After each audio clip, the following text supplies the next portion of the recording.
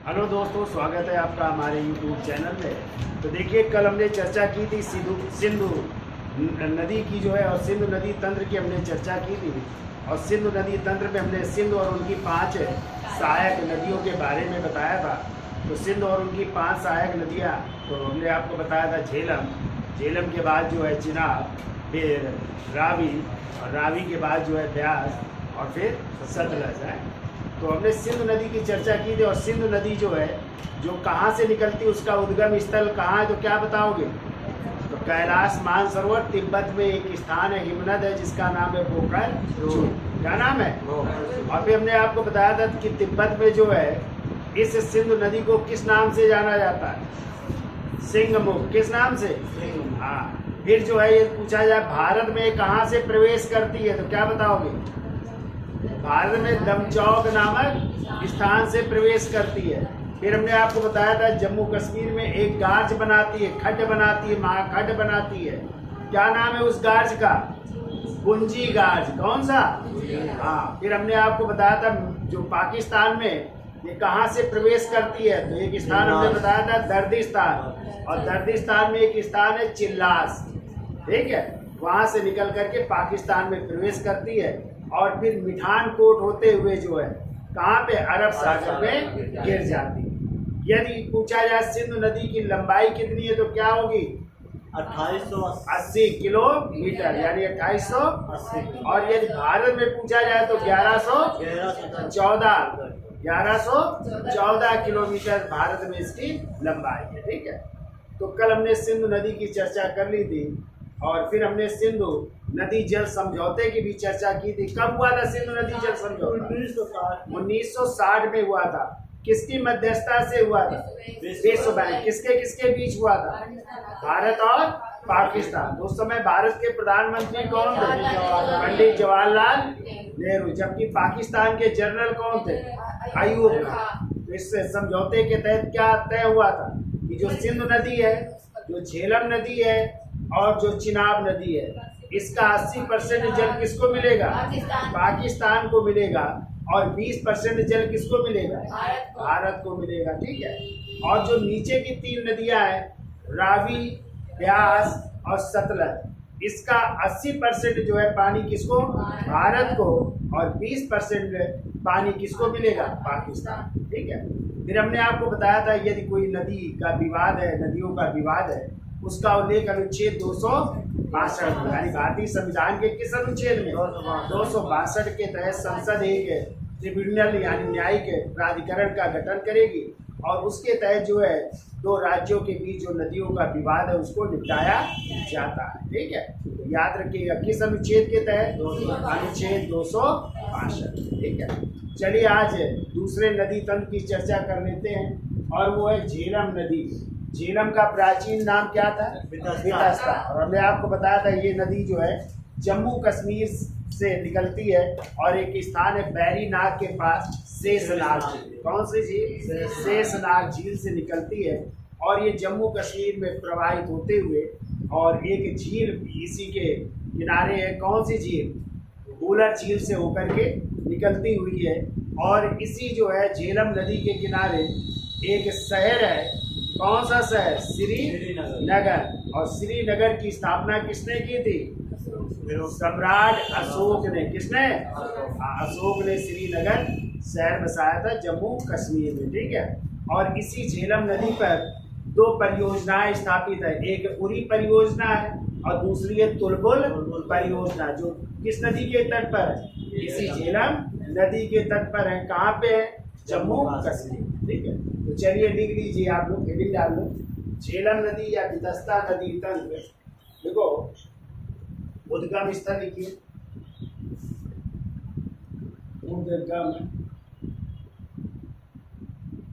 स्थल। उद्गम स्थल में लिखिए पीर पंजाल श्रेणी है। वो पीर पंजाल श्रेणी में, पीर पंजाल श्रेणी में बैरीनाग के पास, बैरीनाग के पास शेषनाग झील से, शेषनाग झील से। कहाँ पे ये? तो जम्मू कश्मीर।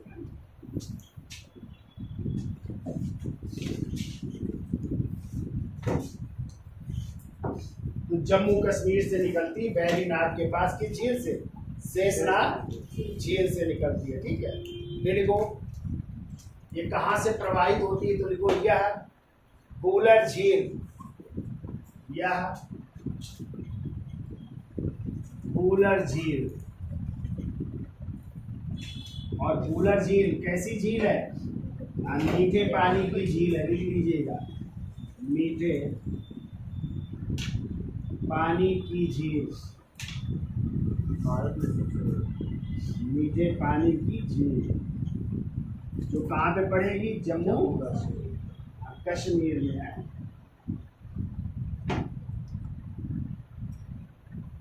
कश्मीर देखो, वूलर झील से प्रवाहित होते हुए, से प्रवाहित होते हुए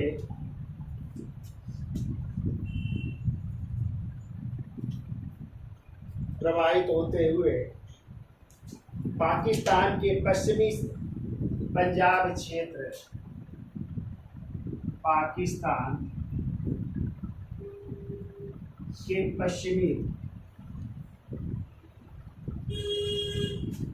पंजाब क्षेत्र के, पश्चिमी पंजाब क्षेत्र के एक स्थान पड़ता है झुंग, है तो लिख लो झुंग या झांग, झुंग, झुंग या झांग के निकट किस नदी से मिल जाएगी? चिनाब नदी से, के निकट चिनाब नदी से मिल जाती है, चिनाब नदी से मिल जाती है।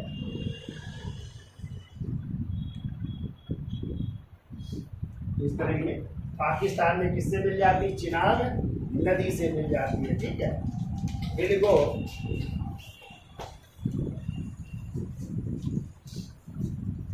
श्रीनगर के पास यह विसर्ग का निर्माण करती है, श्रीनगर के पास या विसर्ग, विसर्ग का मतलब क्या होता है? नौकायन के लिए ना सुविधाजनक होती, विसर्ग का निर्माण करती है। और यदि आ जाए श्रीनगर की स्थापना किसने की थी? लिख लो, संस्थापक श्रीनगर के हैं सम्राट अशोक। हाँ, मौर्य सम्राट अशोक ने श्रीनगर शहर बसाया था, श्रीनगर के संस्थापक। फिर देखिए कौन कौन सी इस नदी के किनारे परियोजना है, तो अभी हमने बताया परियोजना। लिखिए, पहली है तुलपुर परियोजना, तुल परियोजना किस नदी के किनारे? तो लिख लो झेलम नदी। कहाँ पे है? तो जम्मू कश्मीर, जम्मू कश्मीर। एक और परियोजना है इस नदी के किनारे, लिखो पूरी परियोजना, पूरी परियोजना। ये भी सेम झेलम नदी के किनारे ही है, और कहाँ पे है? जम्मू कश्मीर। तो ये दो परियोजनाएं हैं झेलम नदी के किनारे, तो देखो पूरी परियोजना और तुलपुर परियोजना। ठीक है, तो इसका स्क्रीनशॉट ले लो। फिर अगली नदी चलते हैं, और वो है चिनाब, जिसका प्राचीन नाम था पिता। तो देखिए सिंधु नदी की जो है, जो सबसे बड़ी सहायक नदी यदि आ जाए कौन सी है, तो वो है चिनाब नदी। यानी सिंधु की सबसे बड़ी सहायक नदी है चिनाब नदी। और चिनाब नदी का यदि पूछा जाए उद्गम स्थल क्या है, तो हिमाचल प्रदेश में बड़ा लाचला दर्रा, कौन सा दर्रा? बड़ा लाचला दर्रा से ये निकलती है। लेकिन आप लोग ध्यान रखिएगा, ये जो दो वितरिकाओं में निकलती है, एक चंद्रा और दूसरा है भागा, और ये दोनों नदियां जो है हिमाचल प्रदेश में एक स्थान है तांडी या तोंडी स्थान है, ठीक है। तो तांडी नामक स्थान पर ये चंद्रा और भागा दोनों नदियां मिलती है, और वहीं से इसका नाम हो जाता है चिनाब। क्या हो जाता है? चिनाब। और फिर ये जो है होते हुए जो है कहाँ जाएगी? पाकिस्तान में। और पाकिस्तान में भी सिंध नदी से किस जगह मिल जाएगी? मिठानकोट में। कहाँ पे? मिठानकोट में मिल जाएगी। तो याद हो जाएगा। उद्गम स्थल क्या है?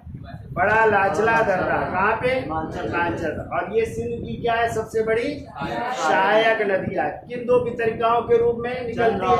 चंद्रा और भागा। कहाँ पे ये दोनों नदियाँ मिलती है? तांडी नामक स्थान पर, हिमाचल प्रदेश में तांडी, ठीक है। और वहीं से इसका नाम हो जाता है चिनाब, ठीक है। और फिर पाकिस्तान में ये सिंध नदी से किस में मिल जाती है? हाँ, मिठानकोट में सिंध नदी से मिल जाती है, ठीक है। तो चलिए लिख लीजिए। तो देखो उद्गम स्थल, उद्गम स्थल, तो देखो बड़ा लाचला दर्रा,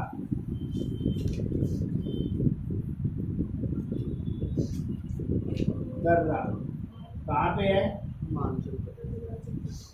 हिमाचल प्रदेश में, ठीक है। यहाँ से निकलती है, बड़ा लाचला दर्रा है। ये देखो किन दो वितरिकाओं के रूप में? तो देखिए दो वितरिकाओं के रूप में, एक का नाम है चंद्रा और दूसरे का नाम है भागा। और ये दोनों वितरिका है कहाँ पे? तांडी नामक स्थान पे है, मिल जाती है। तांडी नामक स्थान कहाँ पे है? तांडी, हिमाचल प्रदेश में। और यहीं से इसका नाम हो जाता है क्या? चिनाब नदी होगा। चलिए अब बोल देते हैं। लिखिए पहले देखो उद्गम स्थल बड़ा लाचला दर्रा, हिमाचल प्रदेश। देखो चिनाब नदी दो धाराओं में बहती है। चिनाब नदी दो धाराओं में बहती है। नंबर एक चंद्रा और दूसरा लिख लो भागा। नंबर एक चंद्रा और दूसरा है भागा। देखो यह दोनों धाराएं हिमाचल प्रदेश के तांडी नामक स्थान पर, यह दोनों धाराएं हिमाचल प्रदेश के तांडी नामक स्थान पर मिलकर, तांडी नामक स्थान पर मिलकर चिनाब नदी के रूप में परिवर्तित हो जाती हैं। चिनाब नदी के रूप में परिवर्तित हो जाती है। चिनाब नदी के रूप में परिवर्तित हो जाती है और यह पाकिस्तान में जाकर, मुहाना लिख लो,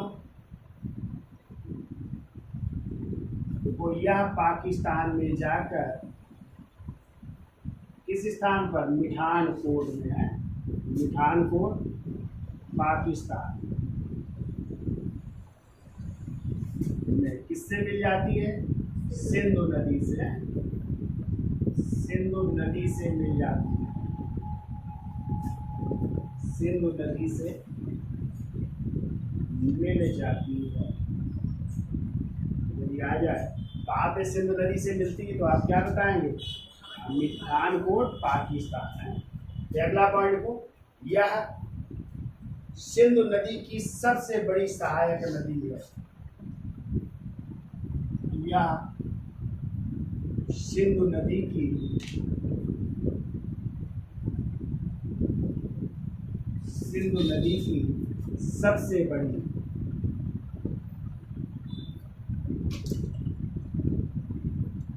सबसे बड़ी सहायक नदी है।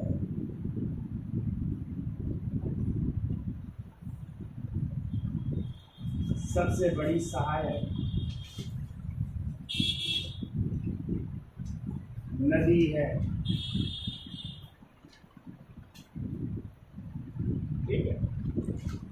तो चिनाब नदी की कुल लंबाई, चिनाब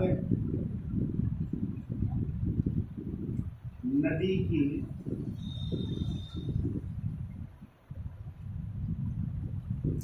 कुल लंबाई लिखिए इसकी है 1180 किलोमीटर है, 1180 किलोमीटर।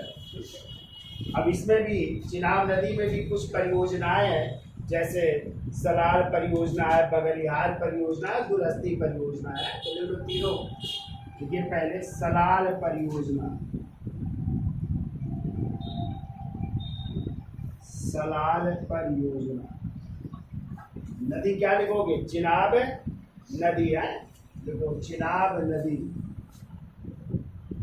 चिनाब नदी में ही है। और कहाँ पे है? तो जम्मू कश्मीर है। दूसरी लिख लीजिए बगलिहार परियोजना, बगलिहार परियोजना, ये भी चिनाब नदी में है। और कहाँ पे है? जम्मू कश्मीर में है। और तीसरी लो दुलहस्ती परियोजना, दुलहस्ती परियोजना,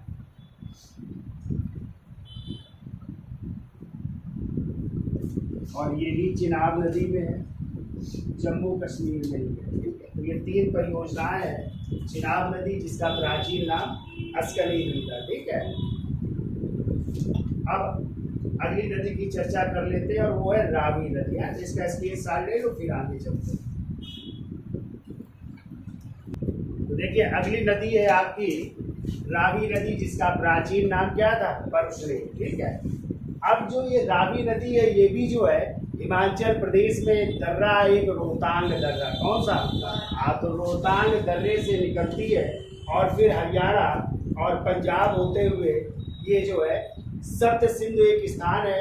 कहाँ पे? पाकिस्तान में। वहाँ पे जो है किससे मिल जाती? चिनाब नदी से मिल जाती है। किस नदी से? चिनाब नदी से मिल जाती है। और आपको पता है इसी परशुराम या रावी नदी के किनारे वैदिक काल में एक युद्ध हुआ था, दासराज। कौन सा युद्ध हुआ था? जो भरत वंश के राजा या त्रिशु वंश के राजा सुदास और 10 राजाओं के बीच हुआ था। भरत वंश के जो राजा थे सुदास, उनके पुरोहित थे वशिष्ठ, और 10 राजाओं के जो पुरोहित थे वो थे विश्वामित्र। तो उसमें 10 राजाओं की जो है पराजय होती है, सुदास जो है जीत जाते हैं। ठीक है, और वो युद्ध हुआ था इसी नदी के किनारे, परशुराम या रावी नदी के किनारे। दूसरा आपको याद रखना है, इसी रावी नदी के किनारे पंजाब का एक शहर स्थित है और वो है लाहौर। कौन सा?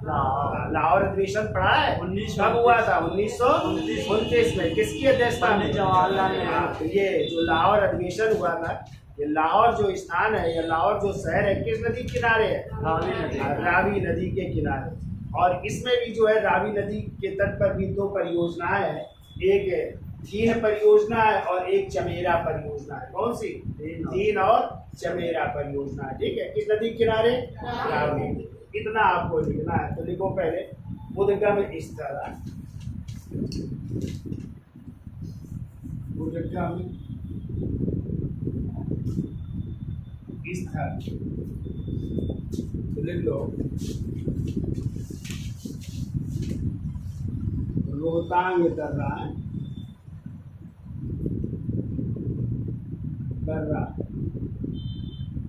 हिमाचल। ये भी जो है आपकी पहाड़ियाँ भी है। कौन सी? कुल्लू पहाड़ियाँ, कुल्लू पहाड़ी, रोहतांग दर्रे में कुल्लू पहाड़ियों से जो है ये निकलती है। ठीक है, और मुहाना ये कहाँ बनाती है? तो मुहाना कहाँ से होते हुए? पंजाब हरियाणा से होते हुए, पंजाब हरियाणा से होते हुए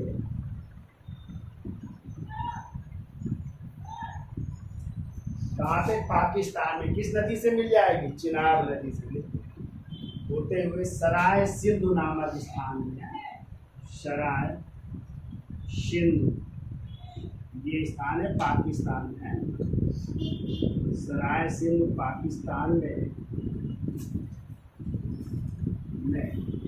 चिनाब नदी से मिल जाती, चिनाब नदी से मिल जाती है।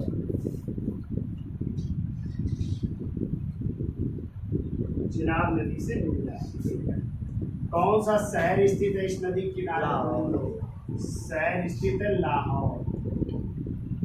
जो लाहौर शहर इसी रावी नदी के किनारे स्थित है। कौन सा युद्ध हुआ था इस नदी के तट पर? दाशराग युद्ध, दाशराग युद्ध हुआ था, ठीक है। इस नदी के किनारे इसी परुष्णी नदी, परुष्णी या रावी नदी, किसके किसके बीच हुआ था? तो लिख लो। भारत वंश के राजा सुभाष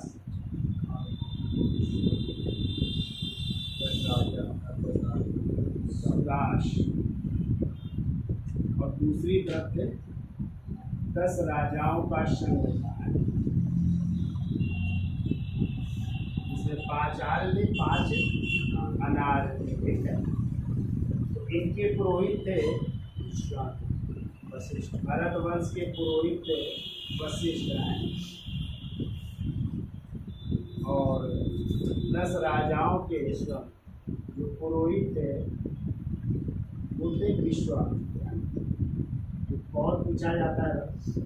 और दासराग युद्ध का उल्लेख यदि आ जाए ऋग्वेद के किस मंडल में हुआ है? तो 7वें मंडल में। किस मंडल में? 7वें मंडल में हुआ, यदि आपको याद है। अब देखो कौन कौन सी परियोजनाएं हैं। पहला देखो, पहले लिखिए 3 परियोजनाएं, 3 परियोजना। कौन सी नदी? तो रावी नदी। कहाँ पे है? तो हिमाचल प्रदेश में है। दूसरी लिखिए चमेरा परियोजना, चमेरा परियोजना, ये भी किस नदी के किनारे? रावी नदी के। कहाँ पे है? हिमाचल। तो ये 2 परियोजनाएं, 3 परियोजना और चमेरा परियोजना, ठीक है। तो ये हिमाचल प्रदेश प्लस पंजाब की संयुक्त परियोजना है, प्लस पंजाब की संयुक्त परियोजना।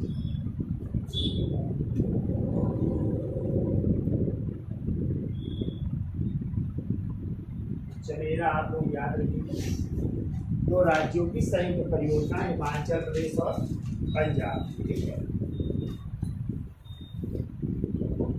अब चर्चा कर लेते हैं सतलज नदी की। इसका इसलिए साइड है। तो फिर अगली नदी है सतलज।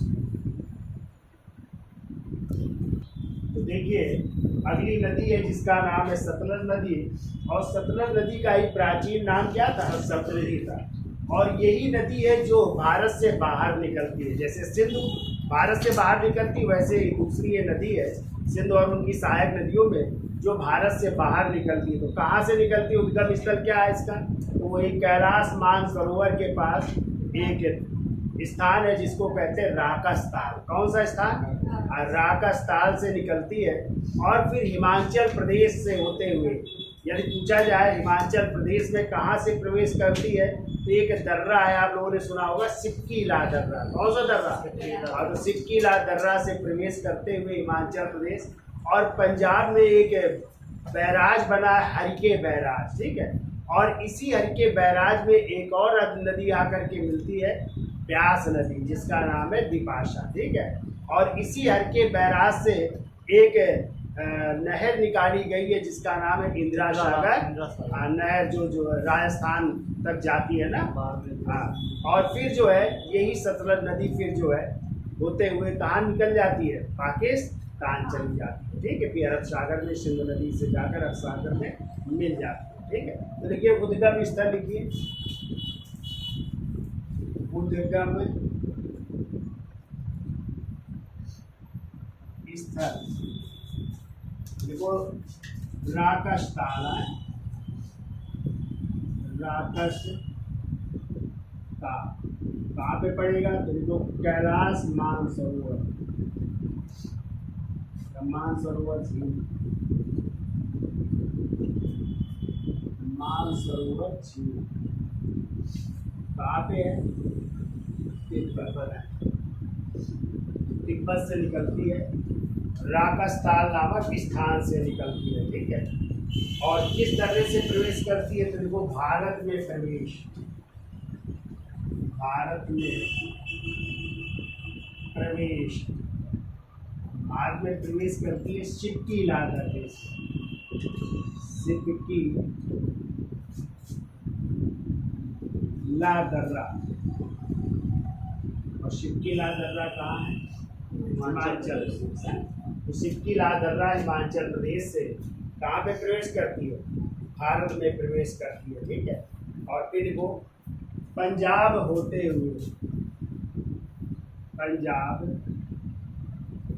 होते हुए लुधियाना के पास, लुधियाना के पास, लुधियाना नाम सुना? पंजाब, पंजाब में काय का हब है ये? ऊनी वस्त्रों का ना, स्वेटर ऊनी वस्त्र यहीं पे बनते हैं। कहाँ पे?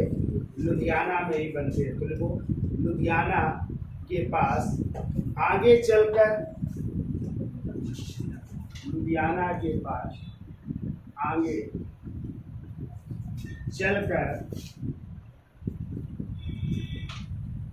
कपूरथला नामक, कपूरथला नाम सुना है? कपूरथला किसके लिए प्रसिद्ध है?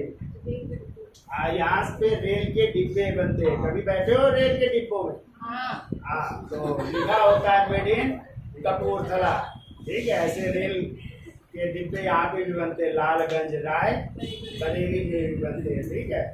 तो देखो कपूरथला के पास, कपूरथला के पास हरिके बैराज, हरिके बैराज नामक स्थान से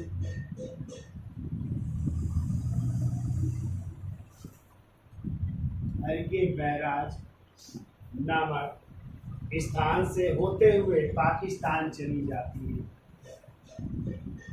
स्थान से होते हुए कहाँ चली जाती है? पाकिस्तान, पाकिस्तान चली जाती है।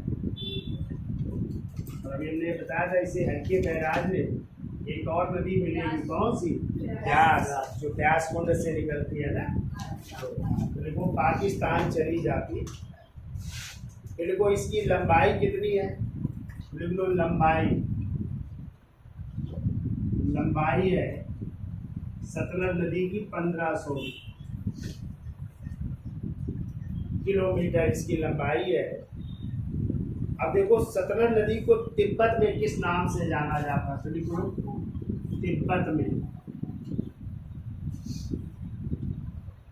तिब्बत में इसको नाम से जानते हैं जियांग कुआंग के नाम से है।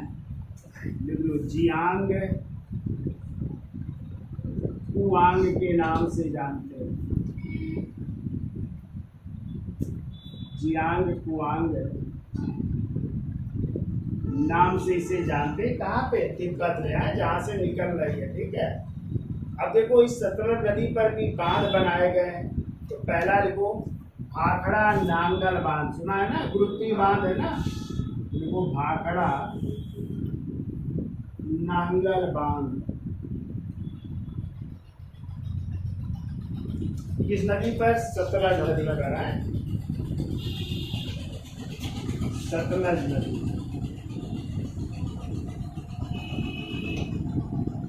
स्थान कहाँ पे? हिमाचल प्रदेश। वैसे पंजाब हिमाचल, एक पंजाब में पड़ जाएगा, एक हिमाचल में, तो कह सकते हैं पंजाब और हिमाचल प्रदेश में, ठीक है। ये सबसे ऊंचा गुरुत्वीय बांध है, लिख लो, सबसे ऊंचा गुरुत्वीय बांध,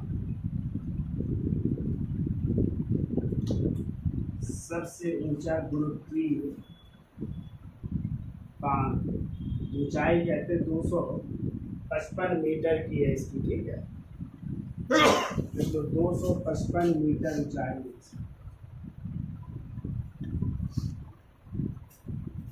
दूसरा लिखिए बांध, चाहे ऐसे कर लो, भाखड़ा अलग कर लो, ऐसे कर लो, भाखड़ा बांध है, सतलज नदी हिमाचल प्रदेश। दूसरा लिख लो नांगल बांध, दोनों अगर अलग अलग है लेकिन कह देते हैं। दूसरा लिखिए नांगल बांध, तो ये भी है, सतलज नदी पंजाब में है, उसको कर लो सतलज नदी पंजाब, सतलज नदी पंजाब में है और ये विद्युत उत्पादन के लिए, ठीक है। तो लिख लो विद्युत उत्पादन बढ़िया होता है, विद्युत उत्पादन के लिए, ठीक है। फिर लिख लो भाखड़ा में मानव निर्मित झील, भाखड़ा में मानव निर्मित झील कौन सी है? गोविंद सागर झील, सागर झील है, गोविंद सागर झील, गोविंद सागर झील है, ठीक है। अब इन परियोजनाओं को किसने जो है भारत के मंदिर या भारत के नवीन मंदिर का पंडित जवाहरलाल नेहरू, पंडित जवाहरलाल नेहरू देते हैं, पंडित JL नेहरू ने इन परियोजनाओं को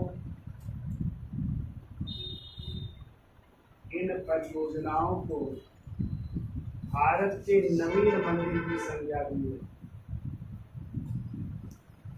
भारत के नवीन मंदिर की संज्ञा दी है। तो कई बार पूछा गया है क्वेश्चन, याद रखिएगा, इसने जो है ये भारत के नवीन मंदिर की संज्ञा दी है परियोजनाओं को, ठीक है। फिर लोग सतलज नदी से 5 राज्य जल प्राप्त करते हैं, सतलज नदी से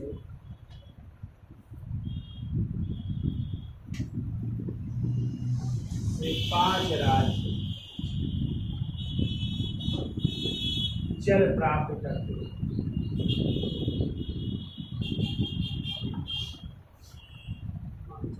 कौन कौन से? हिमाचल प्रदेश, एक तो हो जाएगा पंजाब, हिमाचल प्रदेश, दूसरा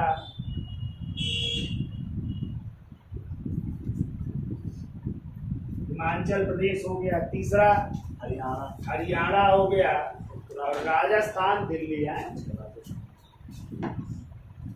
हरियाणा राजस्थान, और 5वां है दिल्ली।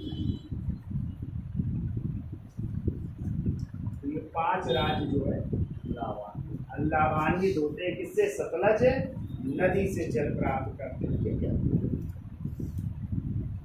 अब देखो यहीं से एक नहर निकली है, तो उसकी भी चर्चा कर लेते हैं। तो इसका स्क्रीनशॉट ले लो, फिर नहर की भी चर्चा कर लेते हैं।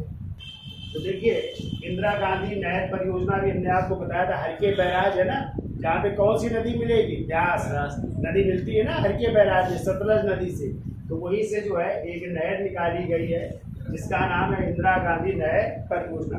यदि आ जाए इंदिरा गांधी नहर परियोजना किन नदियों के संगम पर है, क्या बताओगे? सतलज और ब्यास नदियों का। और ये पूछा है इसका निर्माण किसके सहयोग से हुआ है? तो वर्ल्ड बैंक, वर्ल्ड बैंक का मतलब विश्व बैंक के आर्थिक सहयोग से, यानी विश्व बैंक ने सहयोग दिया और तब जो इसका निर्माण हुआ, ठीक है। और ये हरके बैराज से निकल करके पश्चिमी राजस्थान के जैसलमेर जो इलाके है ना, बीकानेर इलाके हैं ना, गंगा नहर है, और अजमेर तक ही जो है नहर जाती है और इन क्षेत्रों को क्या करती है? लाभान्वित करती है, ठीक है।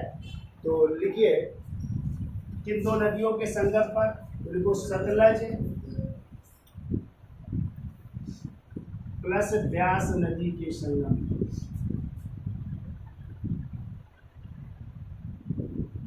व्यास नदी के संगम ये नहर निकाली गई है, ठीक है। निर्माण किसके सहयोग से हुआ? तो निर्माण वो विश्व बैंक के आर्थिक सहयोग से, विश्व बैंक के आर्थिक सहयोग से।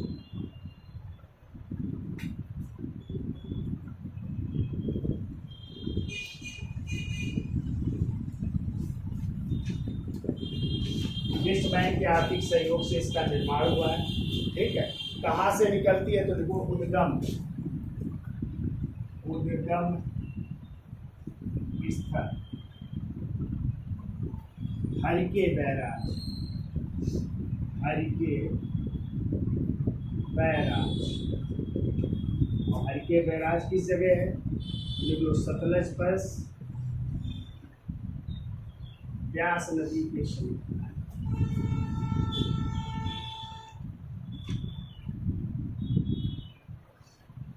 इन दो नदियों के पास बनाया गया कौन सा बैराज? हरिके बैराज, ठीक है। अब ये कहाँ कहाँ जाती है?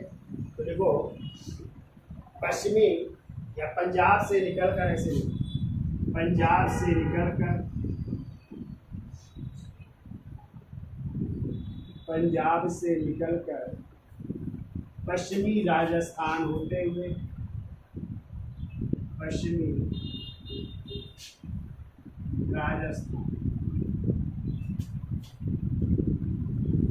होते हुए कहाँ पे? जैसलमेर, जैसलमेर कहाँ? कौन सा? बीकानेर, बीकानेर। गंगा नहर, गंगा नहर तामा बाड़मेर,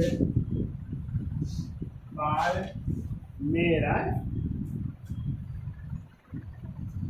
तक कितने किलोमीटर तक? 400। चलिए बाड़मेर तक जाती है गंगा नहर तथा बाड़मेर तक जाती है। काफ़ी लंबाई है इसकी, काफ़ी क्षेत्र कवर करती है राजस्थान का। जैसलमेर, बीकानेर, गंगा नहर और बाड़मेर तक जो है जाती है, ठीक है। अब हेडिंग डाल लीजिए, अगली नदी है और वो है व्यास नदी, ठीक है।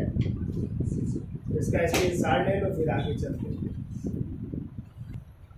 देखिए अगली नदी है व्यास नदी, और व्यास का प्राचीन नाम क्या था? विपाशा। तो आप लोगों ने वैदिक सभ्यता में पढ़ा है ना, वैदिक कालीन नदियाँ। वैदिक कालीन नदियाँ जो है, वैसे तो ऋग्वेद में जो है 25 नदियों का उल्लेख है, लेकिन जो ऋग्वेद का नदी सूक्त है उसमें 21 नदियों का वर्णन है। और कहते हैं नदी सूक्त में जिस नदी का उल्लेख नहीं है वो कौन सी नदी है? विपाशा या व्यास। तो ऋग्वेद के नदी सूक्त में यदि आ जाए किस नदी का उल्लेख नहीं है तो वो कौन सी नदी होगी? विपाशा या व्यास। और ये व्यास नदी भी जो है भारत से ही निकलती, किस दर्रे से? रोहतांग दर्रे से। कहाँ से? रोहतांग दर्रे के पास एक कुंड है जिसका नाम है व्यास कुंड, और इसी व्यास कुंड के नाम पर इसका नाम क्या पड़ गया? व्यास पड़ गया, ठीक है। और कहते हैं यही ऐसी नदी है जो पाकिस्तान नहीं जाती है, भारत में ही सतलज नदी से मिल जाती है। किस स्थान पर? हरिके बैराज नामक स्थान। किस स्थान पर? हरिके बैराज नामक स्थान पर किससे मिल जाती है? सतलज नदी से मिल जाती है, और ये पाकिस्तान नहीं जाती है, ठीक है। और इसी नदी पर एक परियोजना स्थापित की गई जिसका नाम है पोंग परियोजना। कौन सी? पोंग परियोजना है। किस नदी पर? व्यास नदी, ठीक है। तो लिखिए उद्गम स्थल, लिख लो, लिखिए उद्गम स्थल।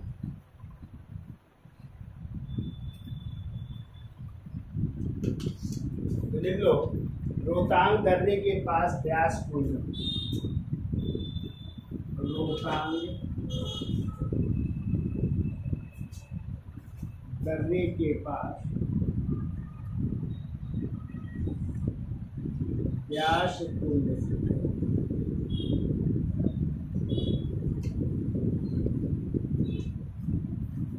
रोहतांग दर्रे के पास व्यास कुंड से, या फिर लिख लो पलानी के निकट व्यास कुंड है। दर्रा ना हो तो स्थान एक है, पलानी है। लिख लो पलानी के निकट व्यास कुंड।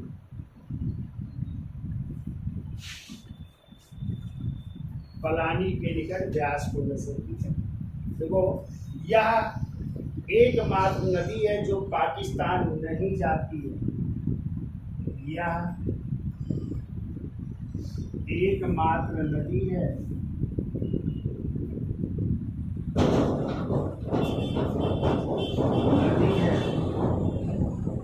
जो पाकिस्तान नहीं जाती है। जो पाकिस्तान नहीं जाती है, तो कहाँ पे मिल जाती है? सतलज नदी में। ठीक है, किस जगह? पंजाब में। मुझे बताया था कौन सा स्थान? कपूरथला के पास हरके बैराज में। तो लिख लो। और यह अपना जल पंजाब में, और यह अपना जल